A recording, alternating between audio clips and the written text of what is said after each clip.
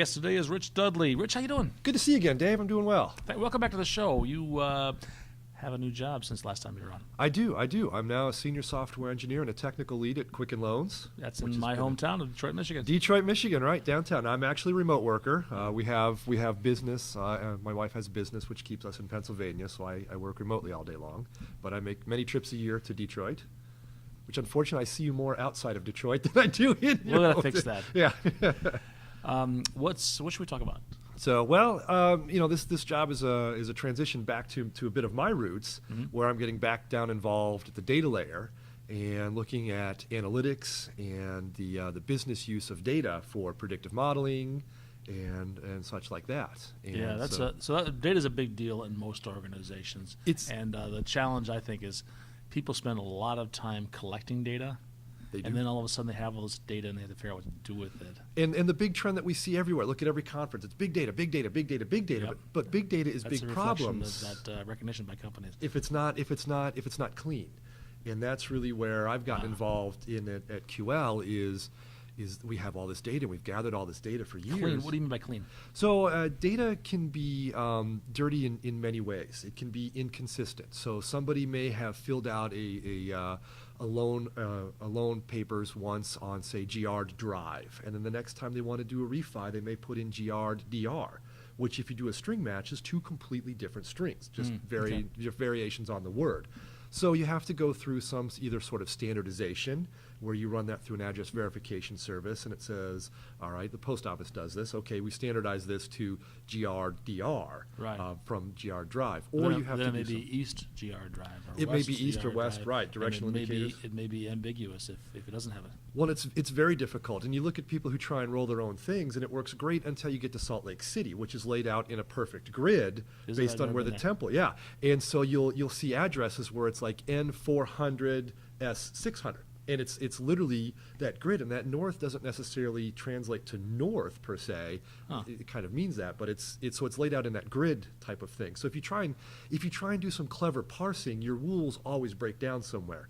Another famous one is in Washington D.C. You'll see people who will do the northeast southwest. Exactly, they do northeast southwest, but they'll have like Northwest E Street. So if you try and get clever with your parsing, you'll end up with Northeast East Street, which is East Street is a completely different street in Washington D.C. So you have to be very careful with the cleverness of what you try and build out.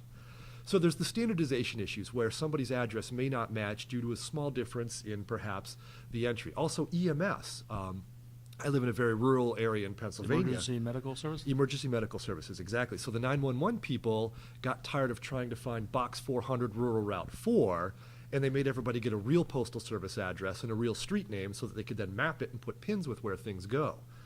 Because you couldn't map Box 400. It wasn't a point that anything recognized really. So they had to bring in rural route pertains to the post office's system. It wasn't necessarily, there's no street sign really that says rural route 4. That's just a route that their driver goes. And it may be part of this road, then he takes a right at the big cow, and it's part of this road. It's the route that the postal service guy goes. Okay. So a rural I grew route. up in suburbia, so I guess So that's a rural route.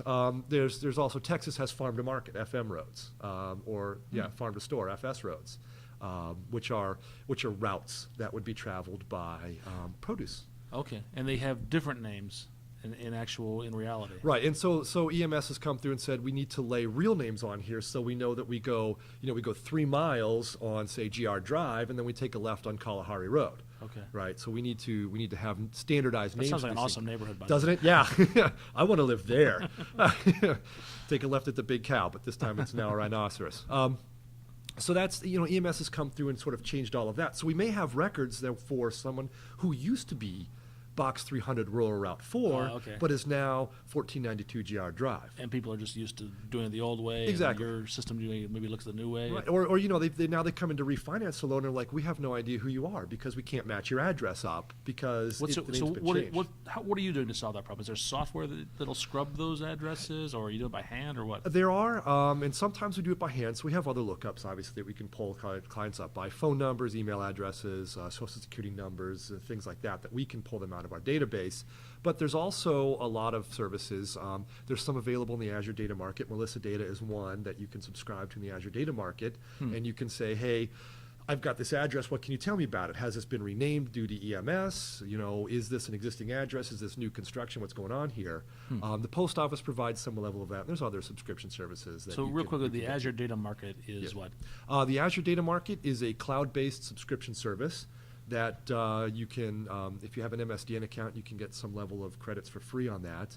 But it's provided by Microsoft, and a number of vendors have made APIs available or made different services available to you on a subscription basis. Some of it's free, like census data is free, which is great fun to play with if you're a data nerd.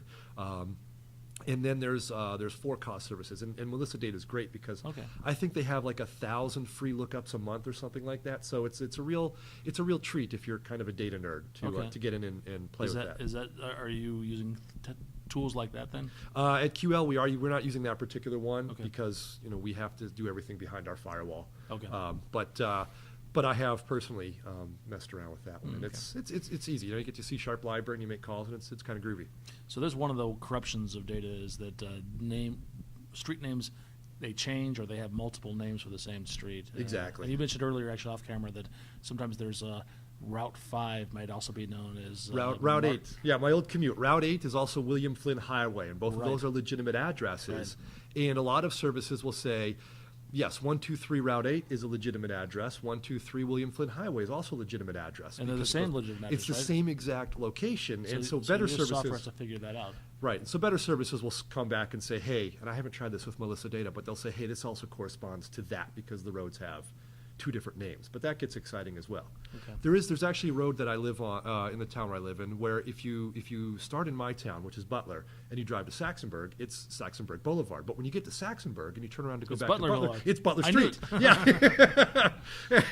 So it depends on what end you start on is what it's known. And somewhere in the middle, there's no sign that does this. Somewhere in the middle, the post office just has this invisible line where it actually becomes that. But it's the same road when you're driving. Where I live, actually, they have roads called things like Butler-Saxonville Street. We have those too, yeah. Changes in the middle. So we'll have Mars Valencia, and then we'll have Valencia Evans City.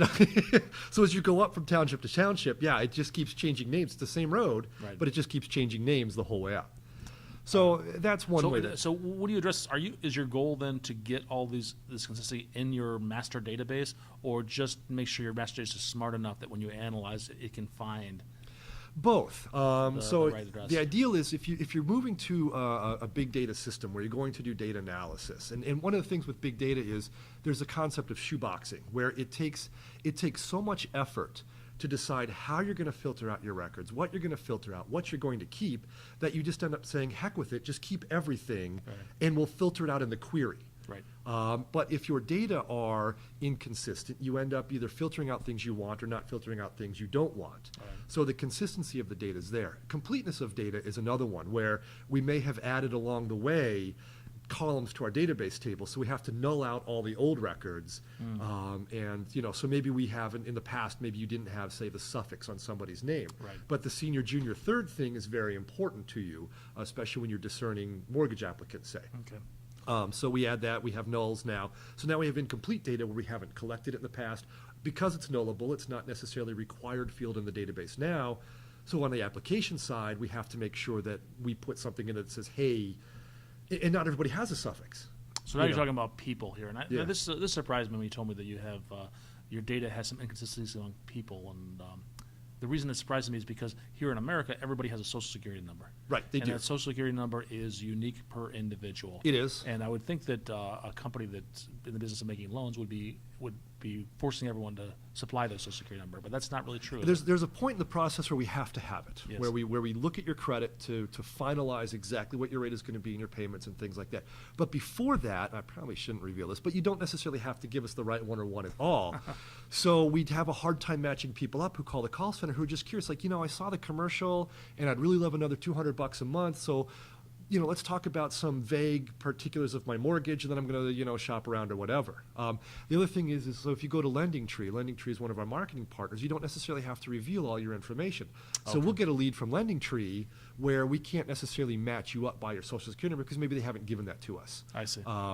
Likewise, people... So once you actually supply a loan, then you're going to have this. Yeah, once you get to a point in the process... The feds require that. The feds require it, But when they're just a prospect and you're just talking, that's not a requirement. It's not a requirement. It's still in your system. In our mortgage applications, questions, when you're on your iPad, if you're trying to run the mortgage calculator, you can do all that anonymously, and that doesn't feed you in as a lead, but you can create a lead from that. And you imagine going to a place where you'd have to fork that over the first thing. Like, I want to talk about mortgage rates. Okay, what's the most personally identifiable piece of information, the secret key to your kingdom?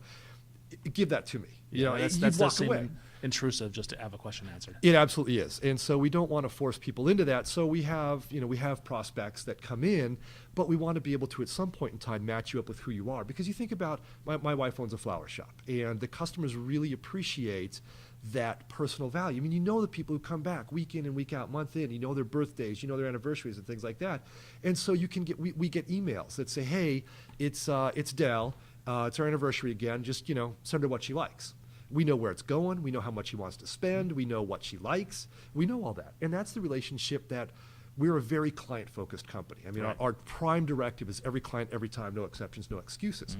But it's harder because there's a lot more clients. But with 10,000 with 10,000 team members and 30 million, however many clients that we have, it's tough to maintain that personal relationship. Sure. So we have to have ways to match you up. And if we can't match you up, we sort of don't get that personal loving relationship to truly appreciate you. So we get to that point, it's like, oh yes, look at this great history that we've had. So we try and walk that fine line where we try not to be too nosy, but we still need to know a little bit about who you are so that we can truly appreciate you. Yeah, it's interesting. My very first job in computers, I was working for a company that did a lot of direct mail marketing. And so we had lists to manage, and we had to scrub these lists. And part of it is what you described already, changing drive to DR. There was software does that. Some of it was making sure that the addresses were real addresses. They matched the zip code. People put the wrong zip code in. And part of it was deduping. And deduping, for me, was the hardest thing because it was simply not possible to be 100% accurate. You had to make a decision of how fuzzy you wanted those matches to be. Exactly. That was actually the word, fuzzy matching. Fuzzy matching is, yeah. And actually, you can get a PhD in that. And it's called Entity Resolution. And the University of Arkansas at Little Rock, UALR, a guy named John Talbert runs the PhD program down there that deals with entity resolution and information quality.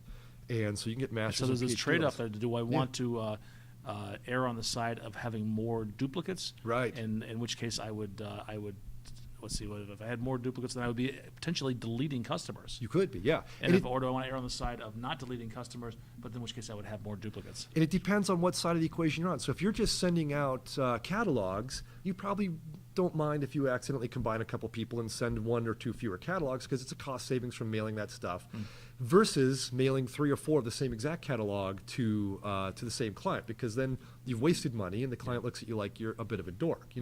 On our end, we absolutely have to err conservatively. We can't link 2 clients together unless we're 100% sure they're the same one, because then somebody might get somebody else's mortgage data, and that's really, really bad. Okay. So we have to err very conservatively, which then enters into a new realm of if you call in and you can identify yourself and we may find 2 records from you, we need to have a feedback loop to data stewards that say, hey, this client has 2 records. We need to join these records, and we need to make sure that we clean this up. Okay, and this is the first time we've mentioned really human intervention. Yeah, human intervention is a part of your process as well. It needs to be, and it's more than just so data quality, data cleanliness. It's more than just the responsibility of DBAs. It's an enterprise level thing, because when we start having to talk about, we need to have this feedback loop. We need to train the bankers. We need to get the buy-in from the bankers that they need to keep the data clean so that marketing can be effective, so that everything that we have is very effective.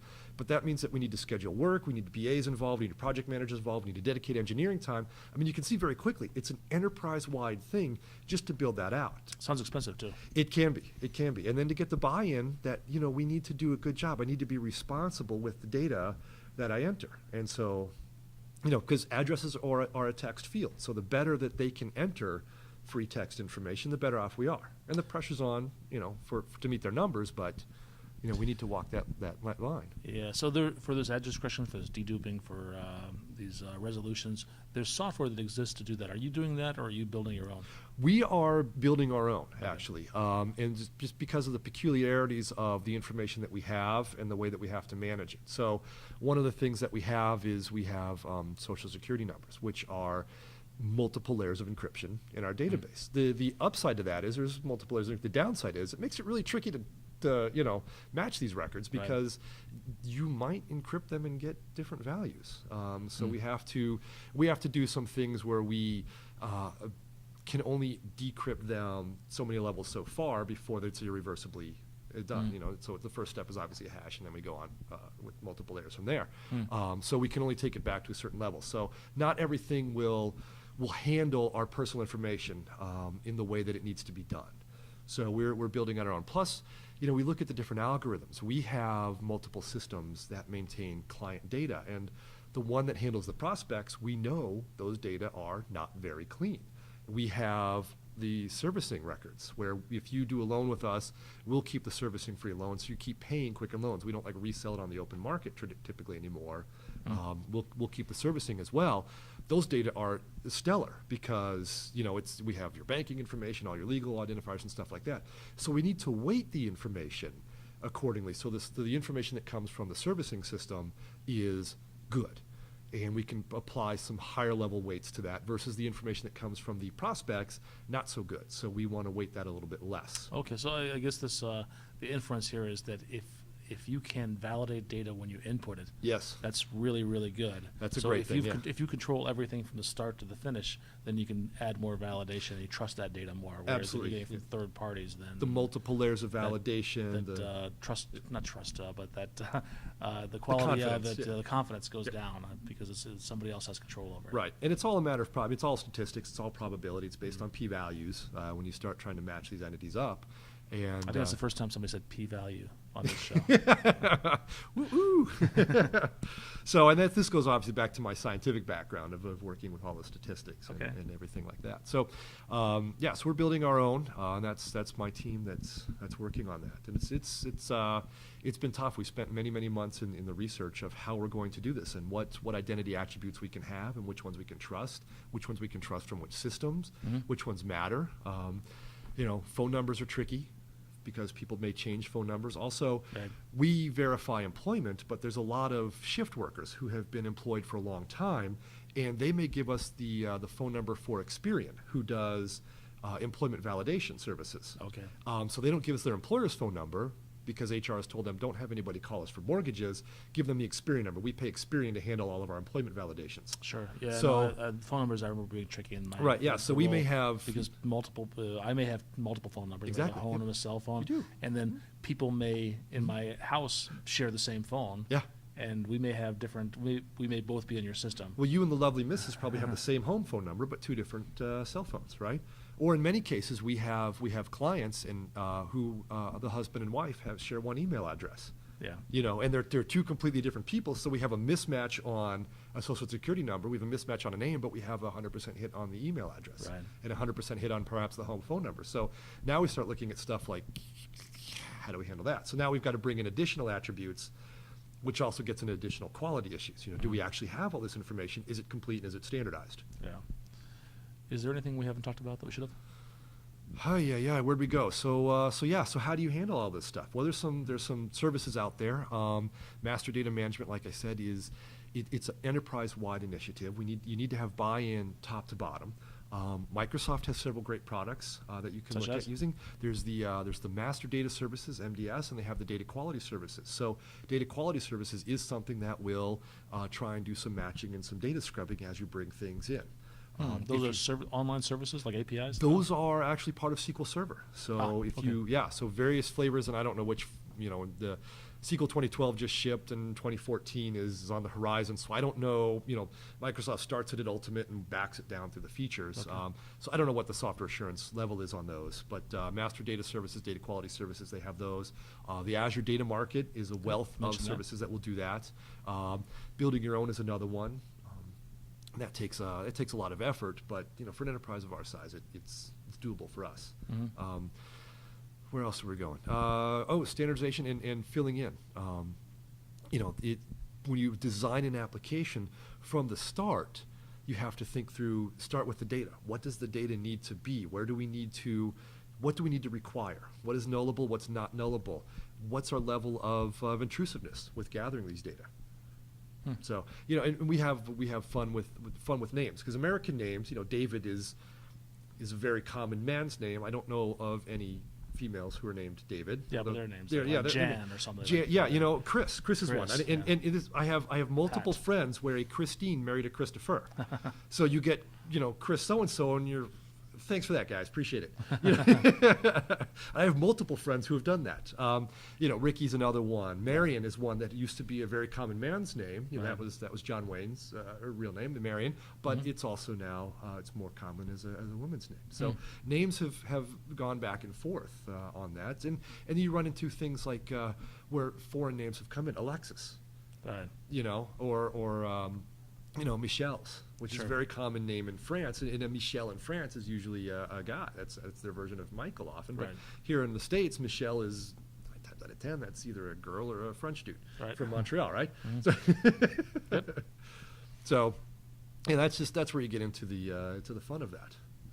It's all based on statistics. So, standardization, controlling your data, what's going to be intrusive, and how do you do that?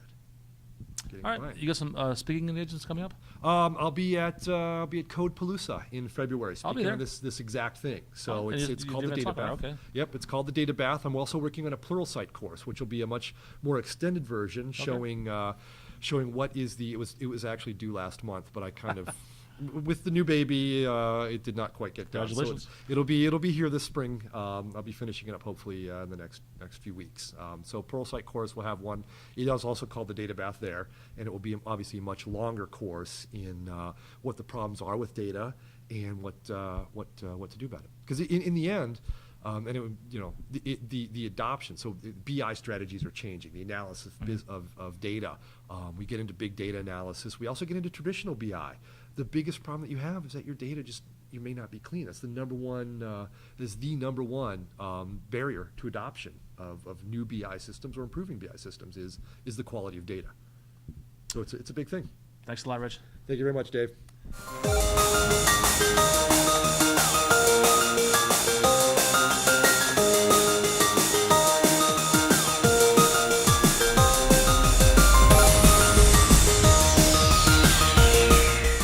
Coming at you live from the Kalahari, the best thing about being out in the community is sharing technology with your friends.